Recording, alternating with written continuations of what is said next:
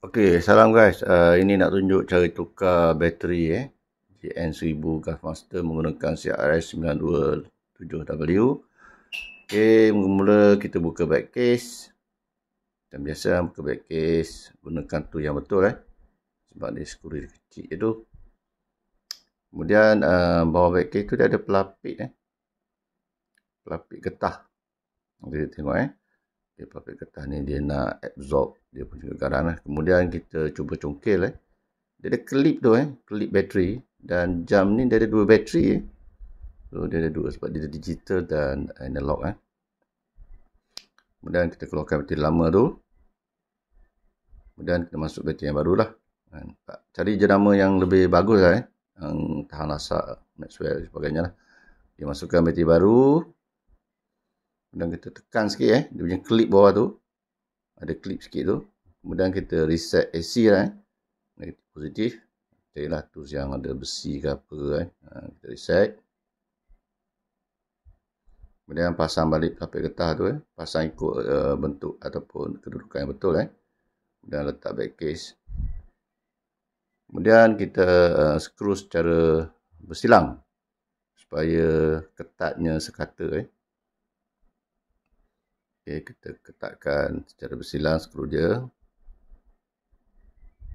Okey, dah settle. Kemudian kita tengok indikator open tu Masa open tu bateri tu dah okey maksudnya kita dah kena home setting.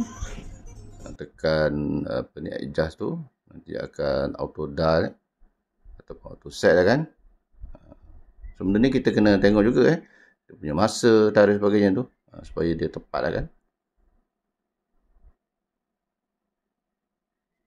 Okey, kita check mode dia yang alarm ke apa ke tu, timer sebagainya lah. World time, stopwatch tu Kemudian set date, hari bulan, hari, tahun. Ini kena tengoklah satu persatu supaya dia tepat Kemudian format sama ada nak 12 jam atau 24 jam tu pulang Ini tahun ni, kita nak cari tahun yang lebih tepat supaya dia auto setting pada waktu dan masa yang tepat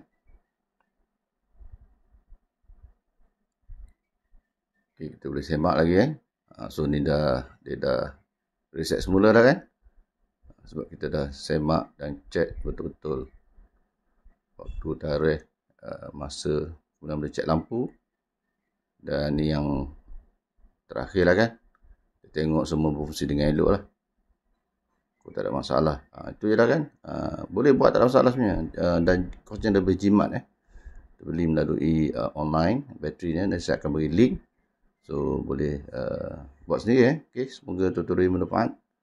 Wassalam. Sekian, terima kasih kepada semua.